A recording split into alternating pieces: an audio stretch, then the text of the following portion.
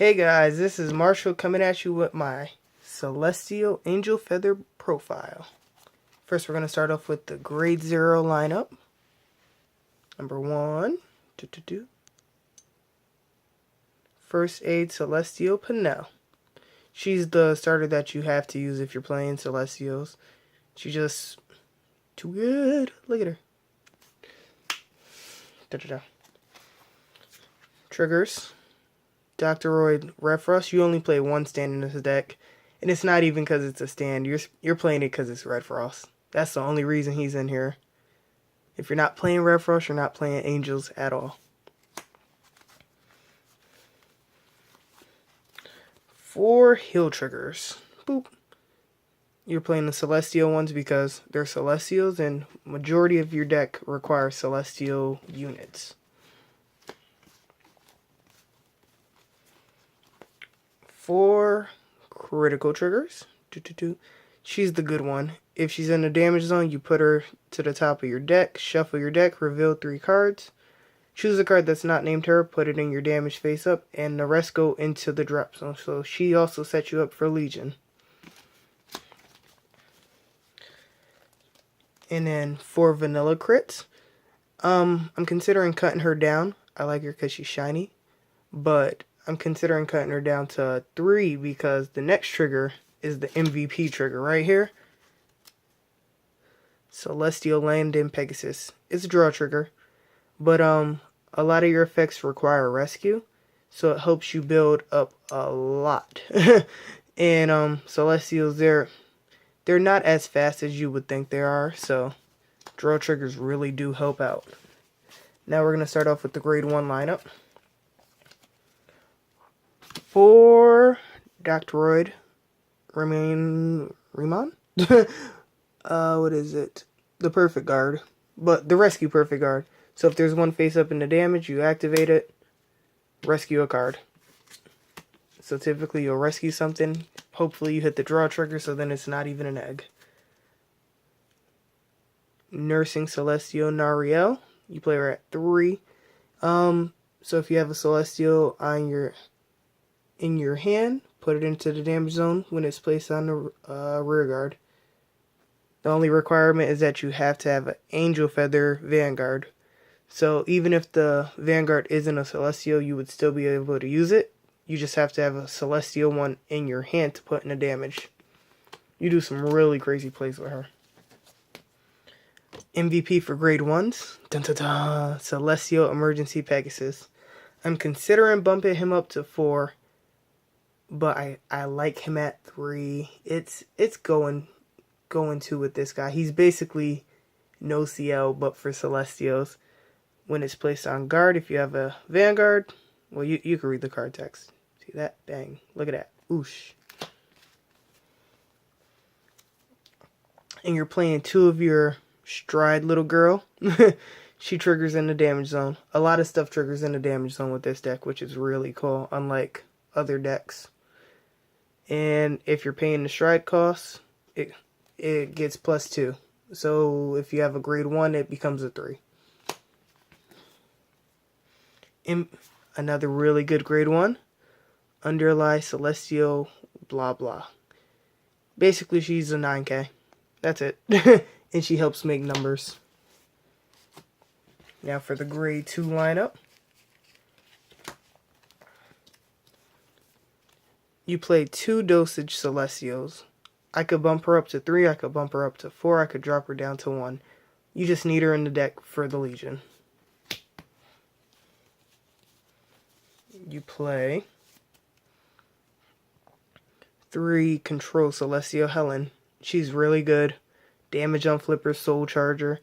And the Soul Charging part is really important because when you play Holy Seraph's LTL, it really comes in handy to have Soul.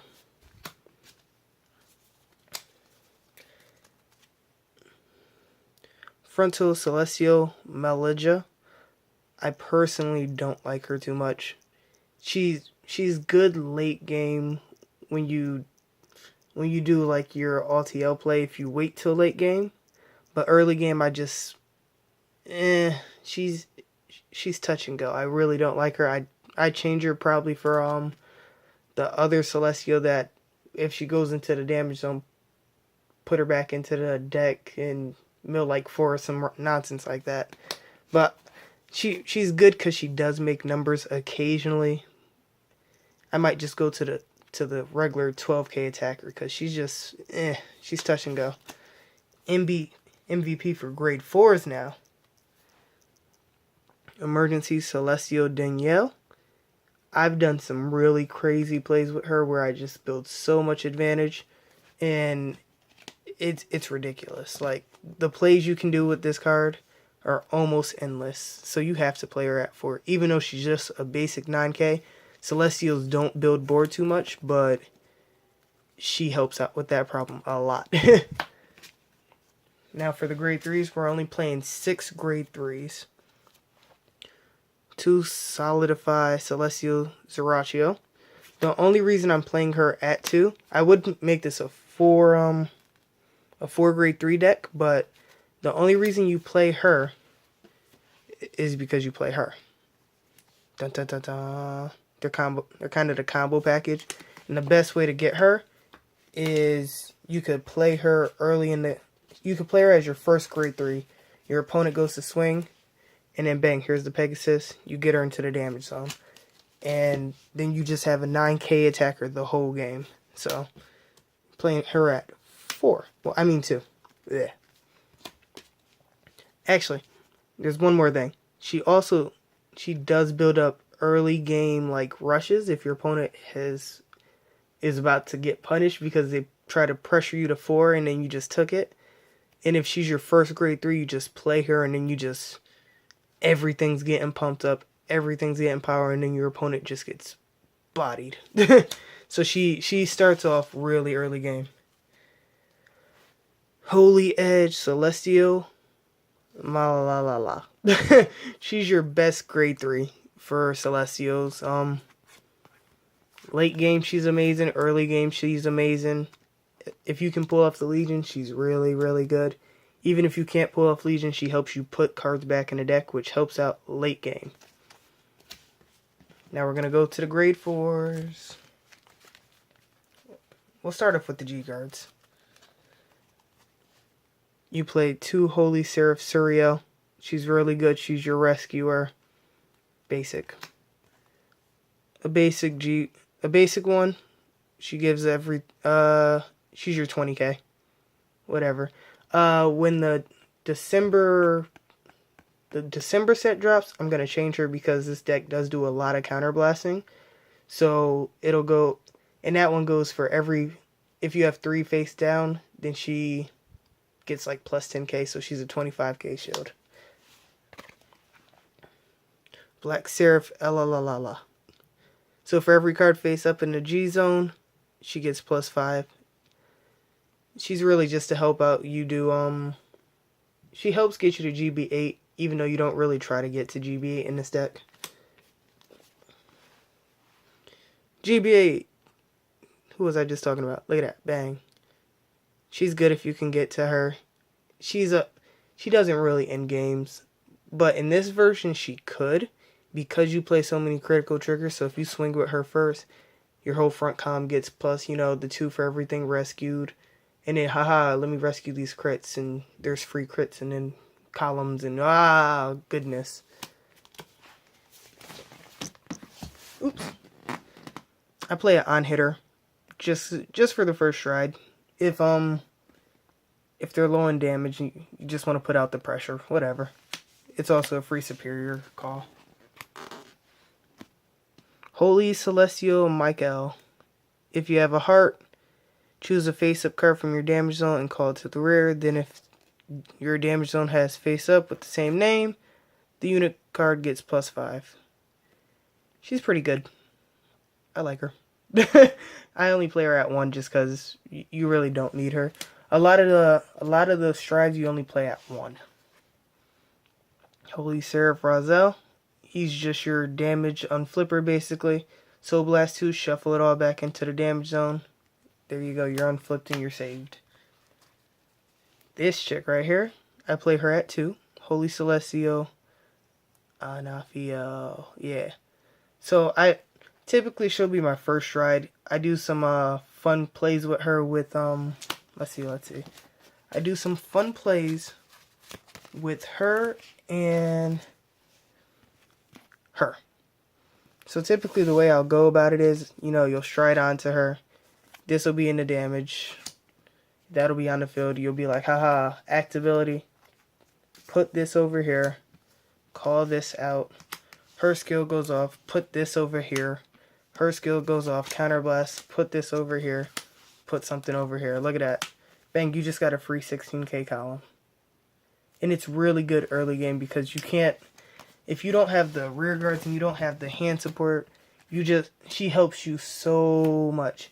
Plus, if you have, if you have copies with the same name as the card you put in, the unit that you called out gets like +3 for each, and you can spread it out to 3 units.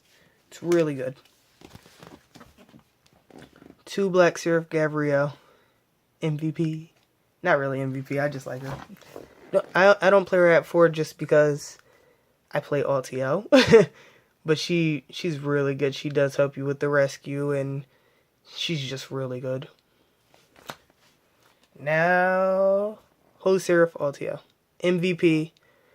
A lot of people like to go on her top of the game. I think she is phenomenal at the end of the game. Because throughout the game, you're going to skip strides occasionally. Occasionally, you're going to Legion. You're going to put your triggers back. And all those triggers just keep adding up, keep adding up, keep adding up. And then, so you go late game, haha. And by this time, at the late game, you should have her on the field with her. So it'll go late game, you stride onto her, counterblast, soul blast 1, rescue 1 card. Alright, look, you're going to hit a trigger. It's most likely going to be a crit or a draw. If it's a crit, haha, crit, power. Hey, look, power, power. If it's a draw, hey, power, draw, get another unit. It's so free. And then especially after that first one and you go another one, and it's like, oh shoot, let me just rescue these 3 cards. Crit, crit, crit. Oops, somebody's taking this L this turn. So she is phenomenal late game. I don't know why people use her at the top of the game, but late game she is just phenomenal. I'm probably gonna show a video with this deck. I'll try to upload it around Saturday, Sunday. If I have time to go to my locals, I might be working. I'm not sure yet. So be on the lookout for that. And like, subscribe, leave comments in the bottom. I'll make more videos based on your comments and whether you like and subscribe. Thanks.